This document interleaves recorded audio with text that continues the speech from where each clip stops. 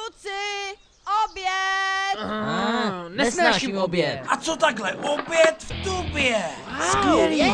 Vynikatésní. Hladotuba! Představujeme vám jídlo na cestu. Obsahuje kalcium. Hladotuba je vynikatésní. Varování, zase tak vynikatesní to není. Počkej, co jsi to řekl? Nic. O můj bože, je v pořádku. Pomozte někdo. Dostane se z toho? Já nevím. Tak, jak na tom je? Je mi to líto, chlapci. Ale pravděpodobně už zůstane v komatu do konce svýho života. V bezvědomí, prázdná skořápka žijící jenom z tubiček. To byl jen reflex.